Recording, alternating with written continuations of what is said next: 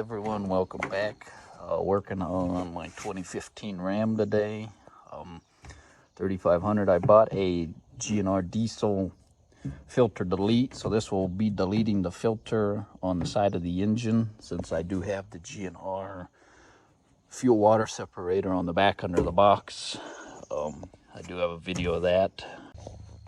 I'm draining the fuel right now, so this is a quarter turn. They do have a hose on there that runs down, but it's too short, so if you do drain it, it will drain all over the top of your axle. I found a piece of pipe, plastic, that I could shove the hose inside, ran down into a milk jug just to drain the fuel into the milk jug to keep some of the diesel product off of the electrical and everything in my work area. Okay, I got the fuel line off on the back here. Still has a red clip in it that locks those tabs in. You pull that out, and then if you push that white piece in and pull down, the hose should pull off, go straight down with it. I do have my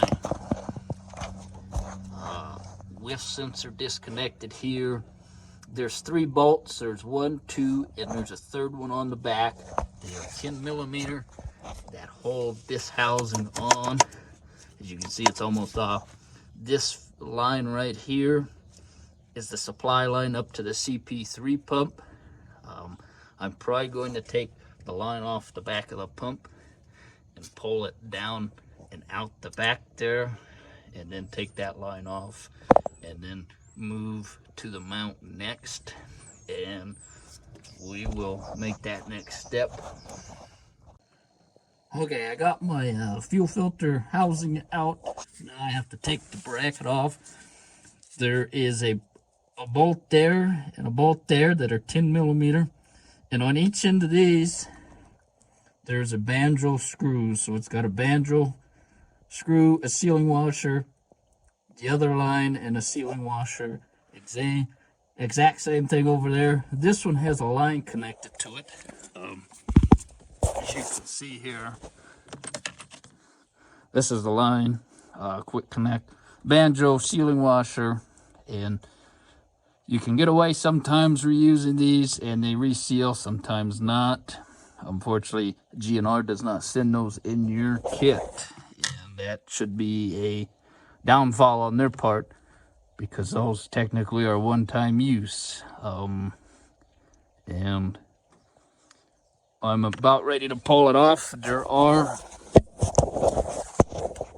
4 zip ties. There's one here, and then there's some big ones here and here that run the starter. So I'm gonna pull this mount off and get ready to start reinstalling. Here's a better video of the bracket. So I forgot they do put a 3rd bolt in here, and it's down in the part where the 2 big heavy wires run to the starter. One side has a key notch here to hold that line in place, but this one you should be able to move just enough to wiggle it out. Here's the filter housing still. I haven't taken this other line off yet.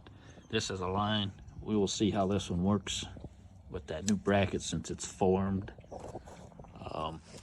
They do send new bolts with this kit.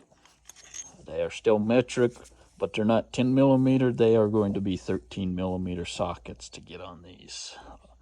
And we are going to take that whiff sensor out and put in here and see how it goes back together. So I just noticed something, in case you guys are wondering. I ordered mine without the fuel heater. I ordered that extra.